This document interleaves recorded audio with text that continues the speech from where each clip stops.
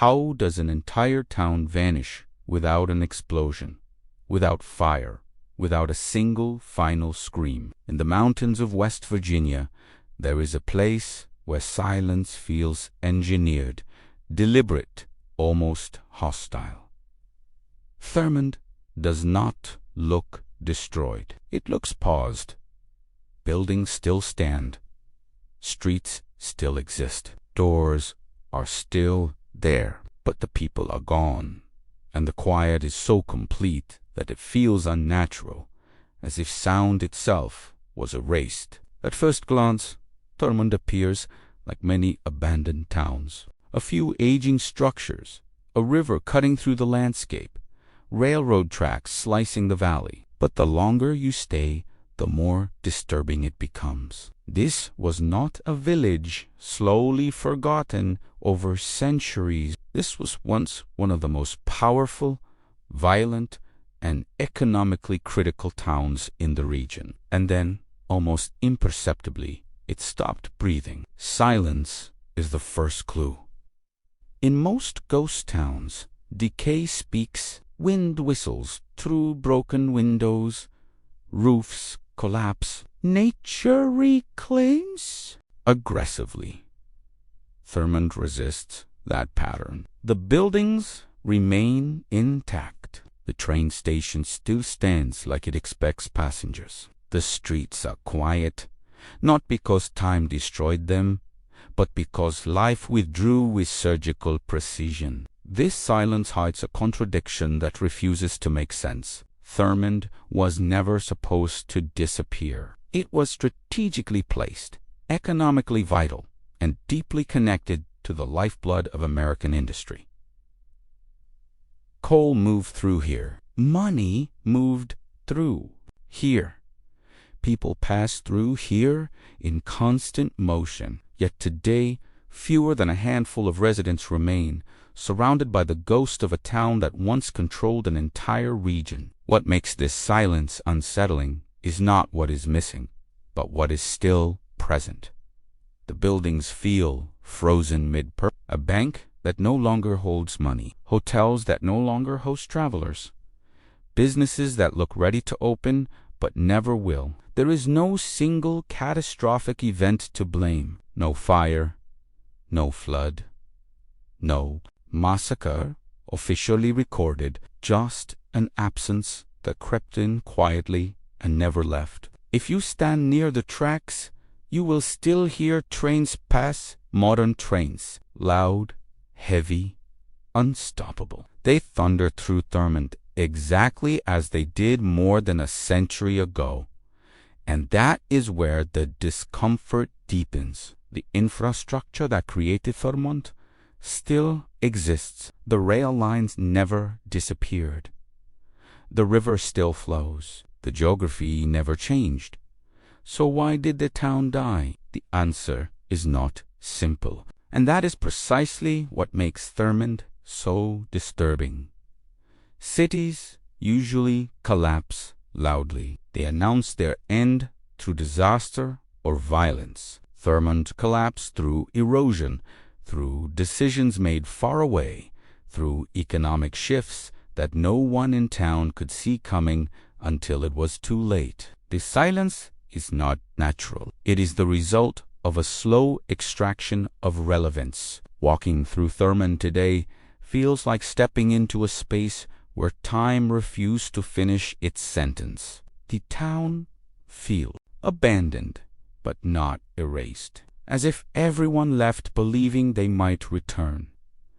As if the end was never officially declared. That ambiguity is what gives Thurmond its haunting power. This was once a place where nights were loud, chaotic, dangerous. A place of gambling, gunfights, corruption, and unchecked money. A place where law struggled to exist. Yet none of that violence destroyed it.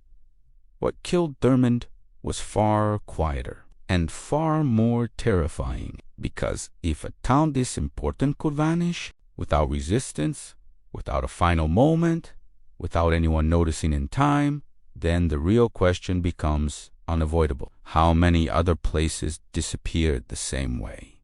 quietly, invisibly, while the world kept moving. And more importantly, what exactly happened here first that turned noise into silence? If this story is already unsettling you, take a moment and think about it. A town that didn't explode, didn't burn, didn't collapse overnight, but simply went quiet while the world looked away. That kind of disappearance forces us to question how history really works and how bizarrely entire communities can be erased without a single headline. Understanding what happened in Thurmond is not just about one ghost town. It's about recognizing the hidden forces that silently reshape cities, destroy livelihoods, and rewrite maps without warning. If this mystery is pulling you in, leave a comment sharing what you think caused Thurmond's disappearance. Was it pure economics,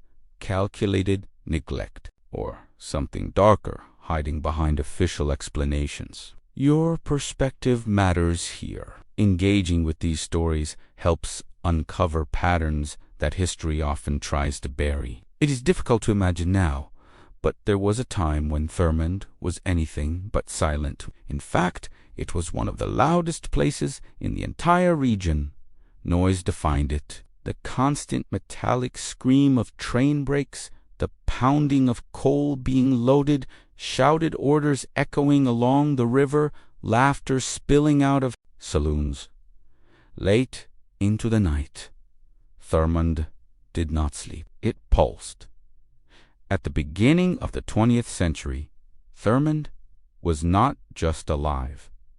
It was essential. The town sat in a narrow gorge carved by the New River, a location that looked inconvenient on a map but was perfect for one thing that mattered above all else: rail control. This was a choke point. Every train carrying coal through the region had to pass through. That single fact turned a strip of land into a gold mine. Coal was the fuel of America's expansion. Factories, railroads, steel production, electricity, all of it depended on coal, and Thurmond became one of the most important coal shipping hubs in West Virginia. At its peak, more than a dozen passenger trains and countless freight trains passed through daily. Money flowed in every direction, and it did not stay clean for long. The town exploded almost overnight. Hotels rose quickly, not elegant resorts, but dense, functional buildings designed to absorb constant traffic. Thurmond had multiple hotels packed tightly against the hills, all competing for railroad workers, businessmen, gamblers, and travelers passing through. Restaurants ran day and night. Saloons multiplied faster than schools or churches. By the 1910s, Thurmond had one of the highest per capita incomes in the entire state. That detail matters. This was not a poor mining camp struggling to survive. This was a place where cash circulated freely and aggressively. Wages were paid in bulk. Deals were made fast. And wherever that kind of money concentrates, crime follows. Violence was not an anomaly here. It was expected. Gunfights broke out in the streets. Low men were outnumbered, underpaid, and often compromised. Corruption blended seamlessly into daily life. Gambling houses operated openly. Prostitution was not hidden. Thurmond became known as a place where rules bent easily and consequences arrived late, if at all. This chaos was not accidental. The railroad made Thurmond powerful, but it also made it unstable. Thousands of transient workers passed through. Many stayed only days or weeks. Few built roots. The town's identity became tied to movement, not permanence. People came for work, money, and release, not to settle, not to grow old. One detail often overlooked makes this period even more unsettling. Despite its wealth and activity, Thurmond never truly diversified. Almost everything depended on the railroad and coal shipments. The hotels, the bars, the businesses, even the local government, all fed off that single artery. The town looked prosperous, but it was fragile underneath, and yet, from the outside, Thurmond looked unstoppable. Trains kept coming. Coal demand kept rising. The streets stayed full. The noise never stopped. To anyone standing there in 1915, the idea that this place would one day be nearly empty would have sounded absurd. That is the most dangerous illusion cities ever believe. When success feels permanent, warnings are ignored. Early cracks are dismissed as temporary. Small changes go unnoticed because everything still looks alive on the surface. But beneath the noise, beneath the money, beneath the violence and excess, subtle shifts were already underway. Decisions made far from Thurmond. Technologies changing quietly. Routes being reconsidered. Economic priorities evolving without regard for the towns built to serve the old system. Thurmond was loud. Thurmond was rich. Thurmond was powerful. And that made it blind. Because when a city is built entirely on movement, the moment the movement changes direction, silence is not far behind. What matters next is identifying the exact force that gave Thurmond its power in the first place, because that same force would eventually become the instrument of its disappearance. Thurmond did not exist because people chose to live there. It existed because steel demanded a path through the mountains. In the late 19th century, the New River Gorge was not a destination. It was an obstacle. Steep walls, unpredictable water, and terrain that resisted roads. But for the railroad, obstacles were invitations. When the Chesapeake and Ohio Railway carved its way through this gorge in the 1870s, everything changed. The tracks did not simply pass through, they defined it. The town formed around the rail line like a growth around a spine. The station became the heart. Every building leaned toward it. Every business fed off it. Coal companies needed a place to load massive quantities of black rock onto trains headed east and north. Thurmond became that place. Its geographies forced trains to slow, stop, refuel, switch crews, and reorganize freight. That pause was profitable. Every pause meant meals sold, beds rented, deals struck, and money exchanged. This is where Thurmond's true power came from. It was not the coal itself. It was control over movement. Whoever controlled Thurmond controlled timing, and timing is everything in an industrial economy. The railroad station became one of the busiest in West Virginia. Telegraph lines ran constantly. Schedules were tight. Delays were expensive. The town became a living machine, synchronized to the rail timetable. When trains arrived, the town surged. When they departed, it held its breath, waiting for the next wave. But this mechanical rhythm carried a hidden weakness. Thurmond was not producing coal. It was not refining it. It was not transforming it into finished goods. It was merely passing it along. The town's prosperity depended on being necessary, not essential. At first, that difference seemed irrelevant.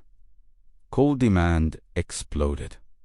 Rail traffic intensified. The more America industrialized, the more valuable Thurmond became. The illusion of permanence settled in. Why would trains ever stop coming? Why would coal ever lose relevance? The railroad companies, however, were not sentimental. They constantly recalculated efficiency. Every curve, every stop, every delay was measured. And as technology improved, what once required a pause no longer did it. New locomotives became more powerful. Refueling methods improved. Scheduling grew more precise. Alternative routes were surveyed.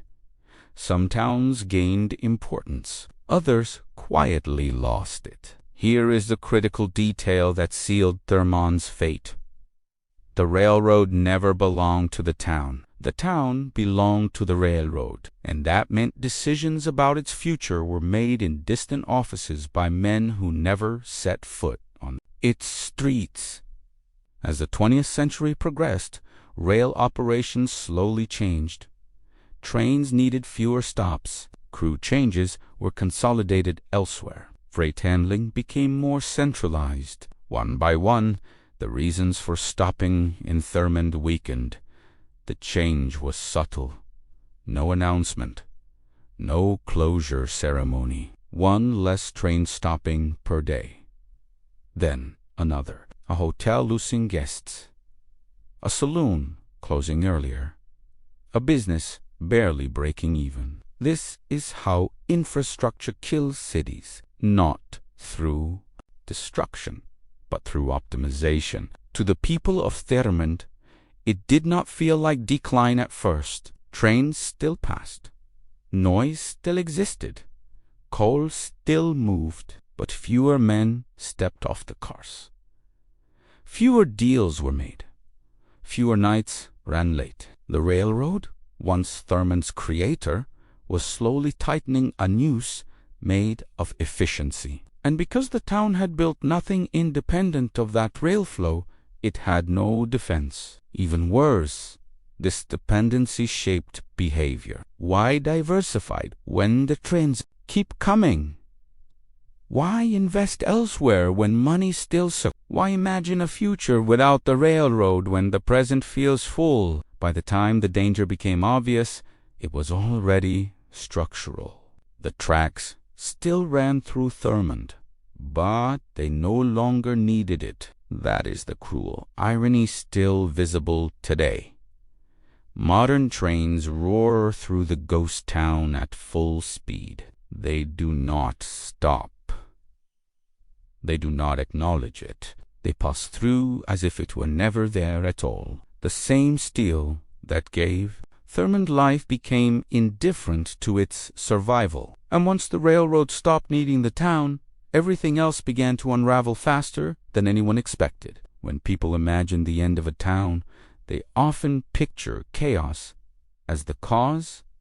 Fires, riots, blood in the streets. Thurmond already had all of that while it was alive, and none of it killed the town. In fact, violence once seemed to strengthen it. At its peak, Thurmond was one of the most dangerous places in West Virginia. The money flowing through the town attracted more than workers and businessmen. It drew gamblers, bootleggers, smugglers, hide muscle, and men who understood that law only mattered if someone could enforce it.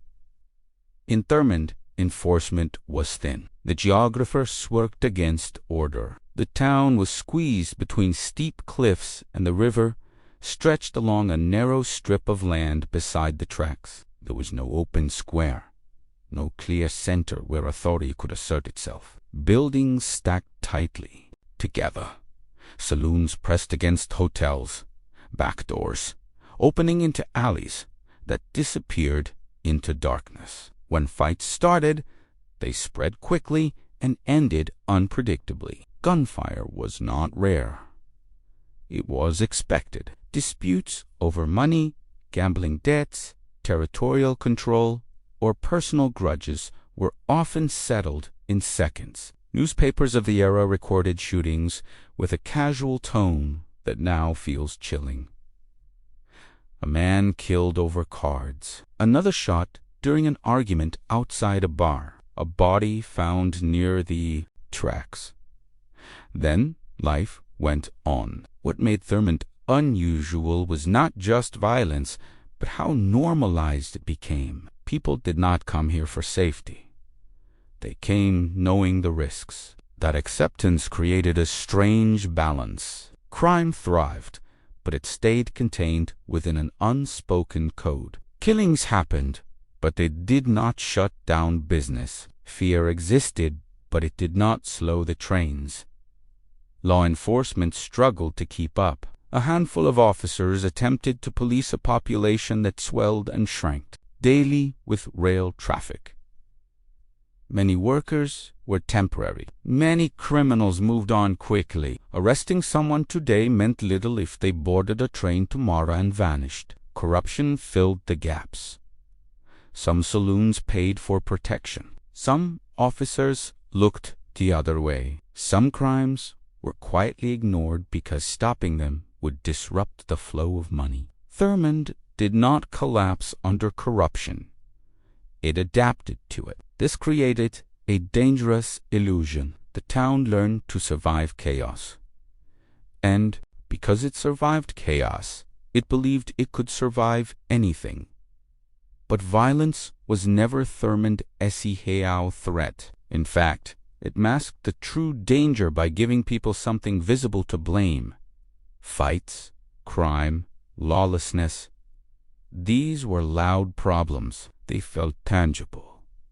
They made headline. They distracted from the quiet shifts happening beneath the surface. The real collapse was administrative, economic, and logistical, and that made it harder to fight. As rail traffic declined and stops became less frequent, the people most likely to leave first were not the criminals.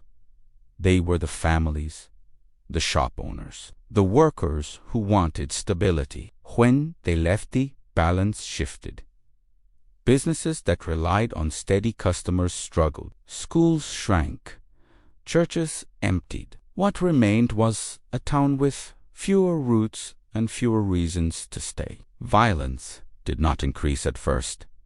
It simply became more meaningless. Here is the critical turning point. Most accounts overlook. Crime does not kill a town when there is money. Crime kills a town when the money leaves. Without cash flow, protection disappears. Repairs stop. Buildings decay.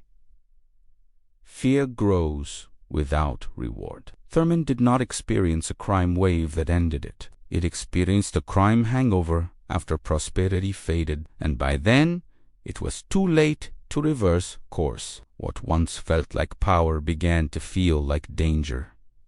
What once attracted people now pushed them away. Parents stopped bringing families. Investors stopped risking capital. Travelers chose safer stops down the line. The town that had survived gunfire could not survive. The irony is brutal. Thurmond spent years fighting visible enemies with guns and fists, while the invisible enemy dismantled it quietly from a distance.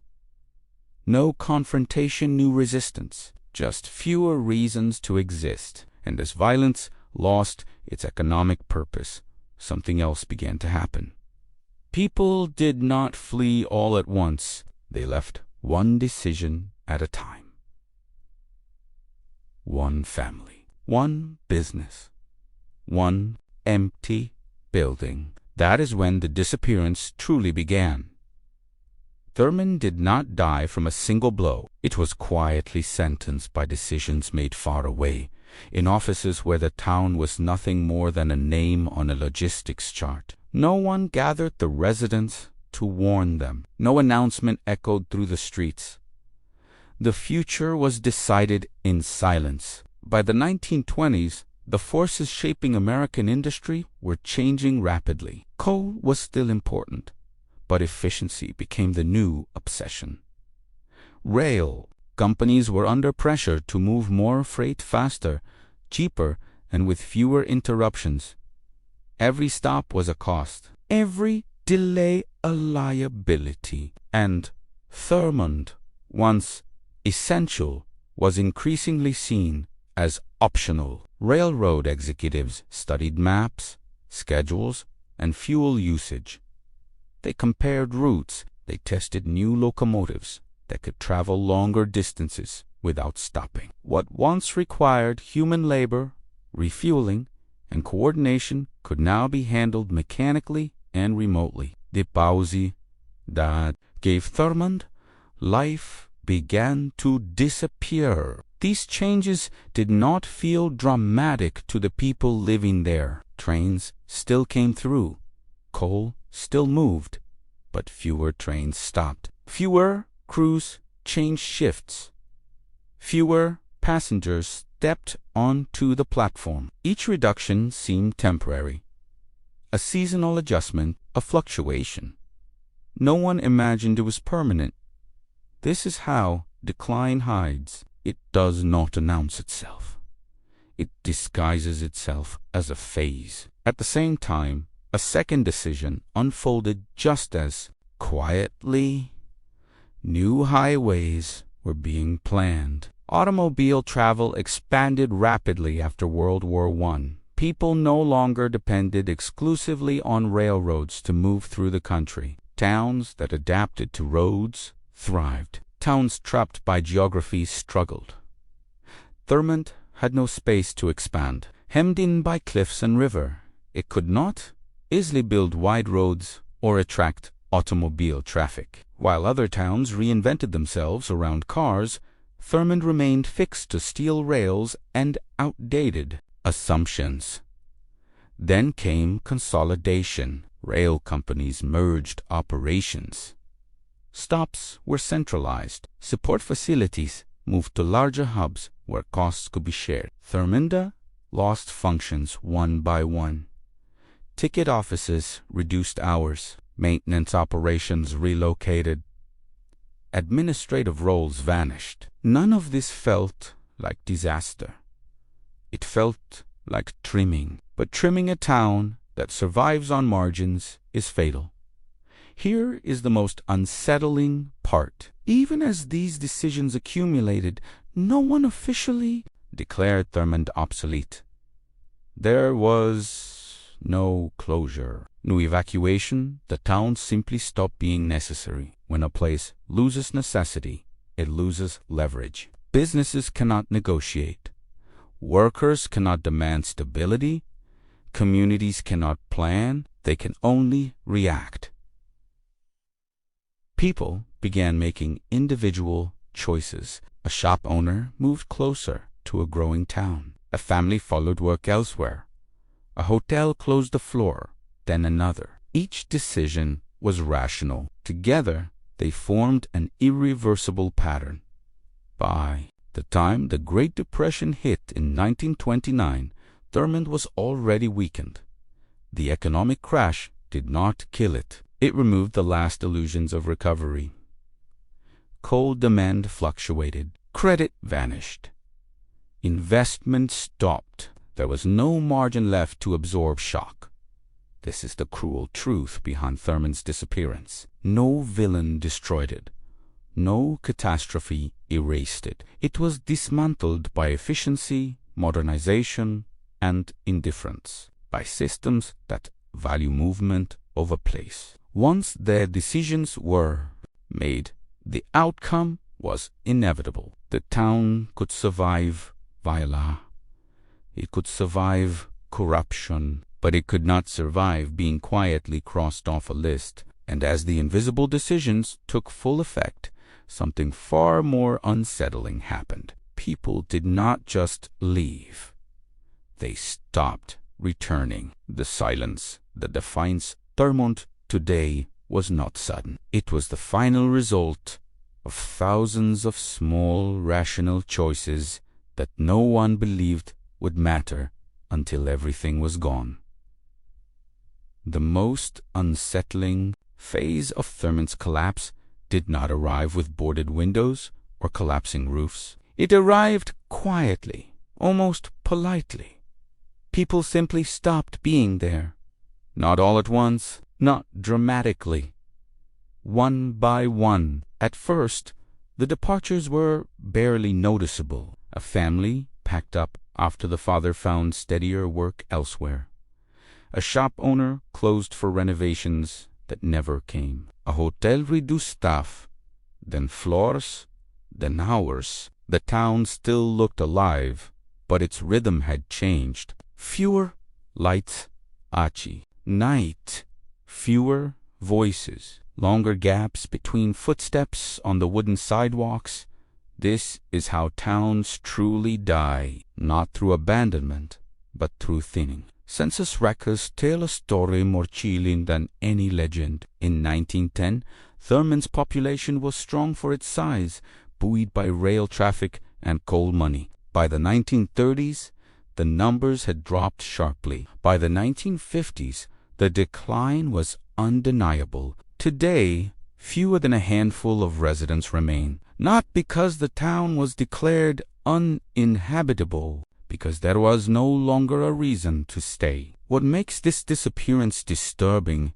is its lack of urgency. There were no warnings, no sirens, no final exodus. Each person who left believed they were making a temporary or sensible choice. Move closer to work, move closer to family, move somewhere with schools, doctors, and opportunity. But every departure made the next one easier. As families left, institutions weakened. Schools closed due to low enrollment. Churches lost congregations. Local services disappeared. Without services, families had even fewer reasons to stay. The cycle fed itself, and here is the detail that often goes unspoken. People did not leave because Thurmond was dangerous. They left because it became inconvenient. In history, inconvenience kills more places than violence ever does. One's daily life requires extra effort, extra travel, extra sacrifice. People adapt by leaving. The town did not fail them morally. It failed them practically. Houses were abandoned not because they were unlivable, but because maintaining them no longer made sense. Businesses shut their doors not from bankruptcy alone, but from exhaustion, waiting for customers who no longer came. There is something profoundly eerie about abandoned places where nothing looks destroyed. Thurmond's buildings still stand because they were not ripped apart. They were simply left behind, frozen at the moment usefulness ended. Even the river and the trains continued as if nothing had happened. The new river flowed past empty buildings. Trains thundered through without stopping. Life continued everywhere except inside the town. That contrast deepens the unease. Thurmond did not vanish because the world collapsed around it. It vanished because the world moved on without it. By the time outsiders noticed, the disappearance was already complete. There was no dramatic last resident moment, no final photograph of a family locking the door for the last time, just a slow erosion of presence until absence became normal. This is what makes Thurmond feel unsettling today. It does not feel abandoned by force. It feels abandoned by choice. And that raises an uncomfortable question. If an entire community can dissolve this quietly, how many others followed the same path without ever becoming a story? Because once people stop returning, a town does not die, it fades. And fading leaves traces that feel far more disturbing than ruins ever could. Walking through Thurmond today triggers a very specific kind of discomfort, not the fear of danger, but the unease of interruption. Everything looks like it should still be functioning, and that is precisely the problem. The buildings are not collapsed. Roofs remain. Walls stand straight. Windows, in many cases, are still intact. The old train depot sits beside the tracks, like it expects the next arrival. The hotel facades face the street as if customers might return at any moment. This is not decay in the traditional sense. It is suspension. Most ghost towns rot quickly. Once abandoned, whether vandals and time tear them apart. Thurmond resists that pattern. Its structures were built to last, reinforced by stone, heavy timber, and necessity. But durability becomes unsettling when no one uses it. Doors remain closed, not broken. Rooms sit empty, not destroyed. The silence is uninterrupted, broken only by the occasional train rushing through without acknowledgement. That contrast feels wrong. Infrastructure without function. Purpose without people. The intactness creates a psychological effect that ruins do not. Ruins tell you the past is gone. Thurmond tells you the past might return, and that false expectation is deeply unsettling. Many visitors report the same sensation, a feeling of being watched without seeing anyone, a sense that the town is holding its breath. It is not fear, it is anticipation without release. This happens because abandonment here was incomplete. People did not tear the town down. They left it behind in usable condition. Furniture removed, businesses locked, homes vacated cleanly. No chaos, no scavenging, no final destruction. This kind of departure implies intent. It suggests people believed the absence would be temporary, that they would come back when conditions improved. That belief never became reality. One detail intensifies the unease. The train station still functions in a limited way. Amtrak passes through. Conductor slow. The tracks are alive, but the town is not. Movement exists without participation. That dynamic turns Thurmond into a paradox, a place still connected to the world, yet completely disengaged from it. Most ghost towns are isolated. Thurmond is not it. Is bypassed. The buildings themselves amplify the silence. Sound behaves differently in narrow valleys. Noise should echo. Instead, it feels absorbed. The cliffs trap the town visually, reinforcing the sense of enclosure. You are surrounded, yet alone. Even nature behaves cautiously. Here, vegetation grows, but not aggressively. The town is not swallowed by forest. It remains visible, exposed. That waiting is what unnerves people most. This is not a ruin claiming space back from humans. It is a human space, refusing to accept its own ending, which leads to the question many visitors ask. Without realizing it, was Thurmond abandoned because it was already dying, or does it feel dead because something interrupted it midlife? That ambiguity fuels speculation. And where ambiguity lives, theories grow. Because when a town looks ready but empty, people start searching for hidden explanations. Not economic charts, not infrastructure reports. Something darker, something unspoken. Whenever a place disappears without a clear moment of destruction, the human mind fills the silence with theories. Thurmond is no exception. In fact, its quiet collapse made it fertile ground for explanations far darker than reality alone might suggest. One of the most persistent theories centers on intentional abandonment, not economic decline, but calculated neglect. Some believe Thurmond was quietly sacrificed by corporate interests that no longer needed it. A town deemed expendable once its strategic value faded. According to this idea, the railroad did not merely reduce stops. It slowly strangled the town, knowing full well what the outcome would be, because removing Thurmond from the equation made operations cleaner, faster, and more profitable. Another theory points toward hidden health dangers. Coal towns across Appalachia suffered from pollution, contaminated water, and respiratory disease. In Thurmond's case, whispers suggest residents noticed rising illness long before outsiders did.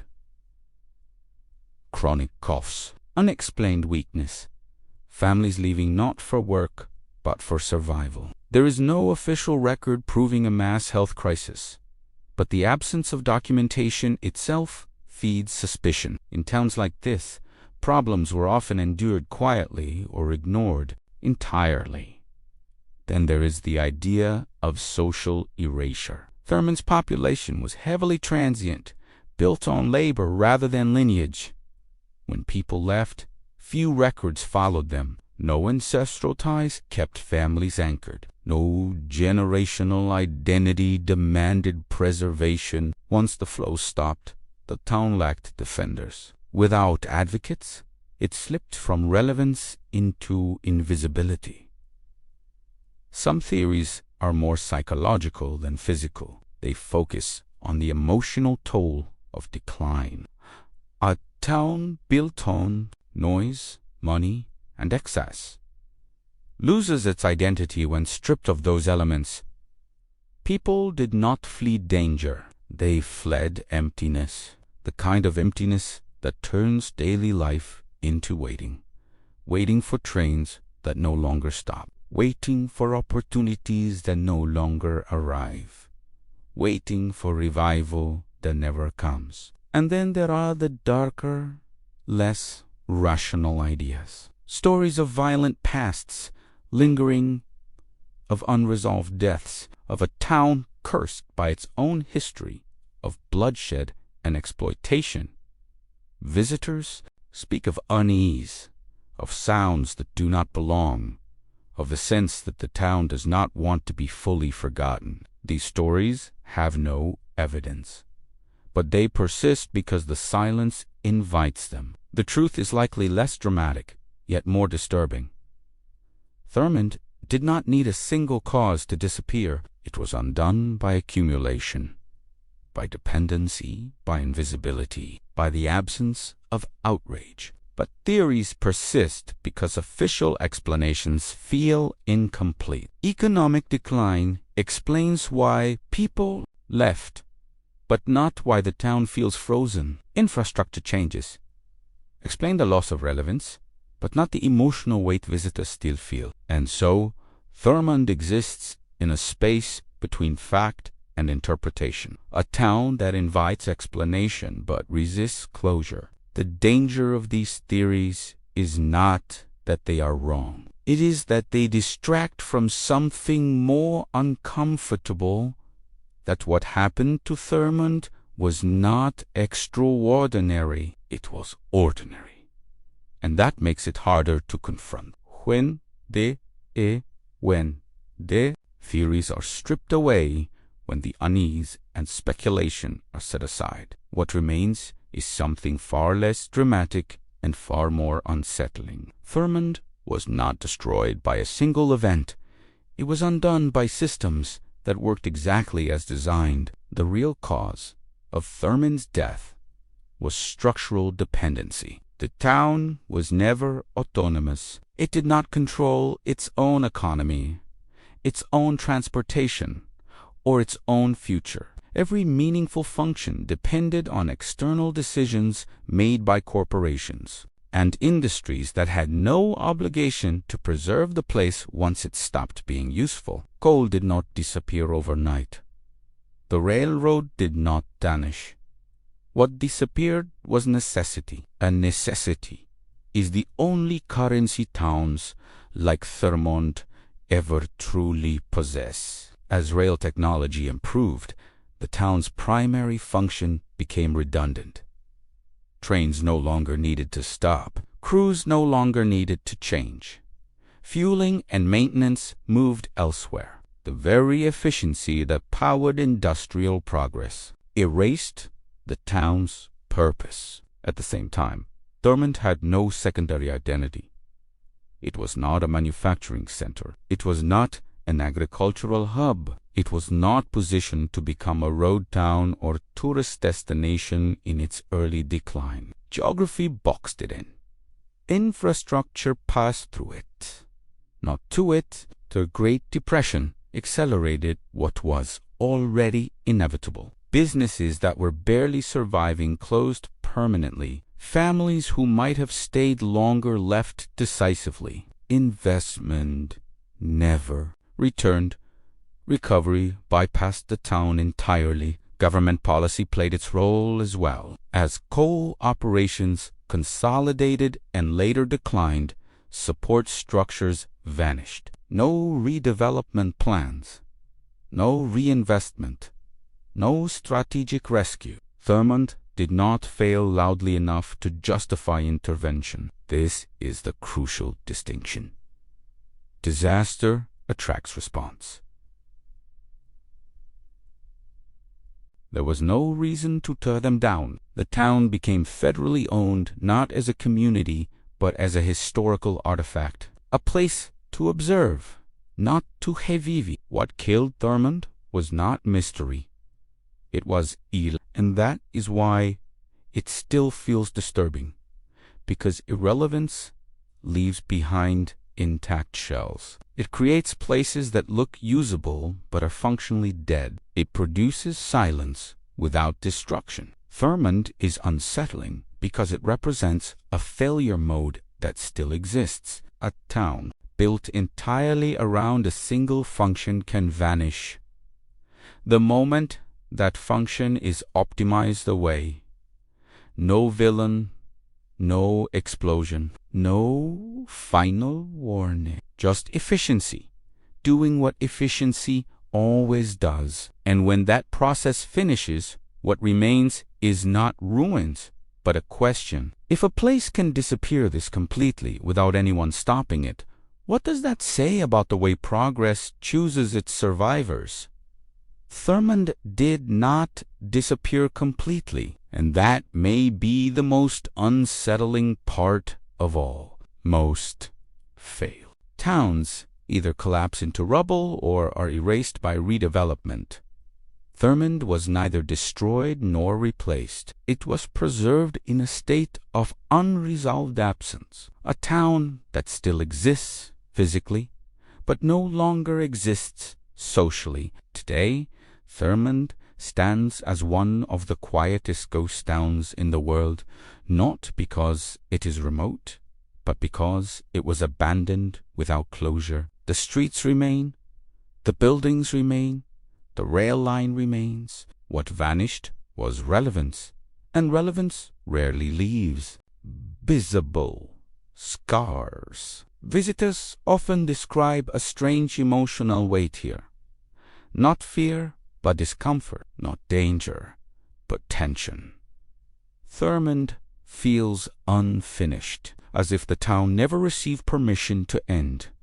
That sensation is not accidental. Thurmond represents a pattern that history rarely highlights. A place can be economically vital one decade and functionally invisible the next, without warning, without resistance, and without anyone being held accountable. The systems that created it moved on, leaving behind architecture and silence as evidence. This legacy matters because Thurmond is not unique. It is simply better preserved. Across industrial history, thousands of towns followed the same trajectory, built for a single purpose, thriving briefly, then quietly abandoned when optimization made them unnecessary. What makes Thurmond different is how clearly it exposes the process.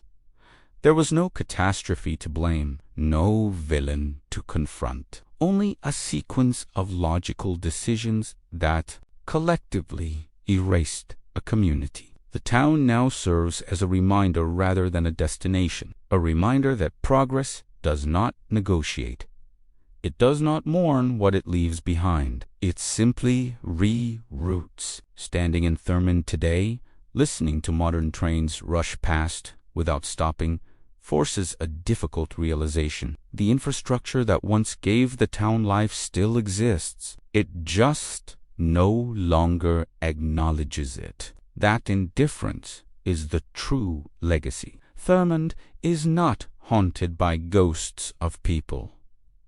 It is haunted by the absence of purpose, and that absence lingers more powerfully than any legend ever could. The town remains frozen between what it was and what it never became. A warning carved into brick, steel, and silence. Before we close this story, there is one final step. If you stayed until this moment, it means this story stayed with you, and that matters. Thurmond is not just a ghost town. It is a warning about how easily entire communities can be erased without noise, without resistance, and without anyone noticing in time. Understanding stories like this helps us see patterns that history often hides in plain sight. If this video made you think, leave a comment, write in the word silence, and share your own theory. Do you believe Thurmond died purely because of economics? Or do you think something deeper pushed people away? Like this video to support deep investigations into forgotten places and hidden histories. Subscribe to the channel if you want more stories about abandoned cities, unexplained disappearances, and dark chapters history rarely explained. And now, watch the next video appearing on your screen, where we uncover another place the world moved past, but never truly erased.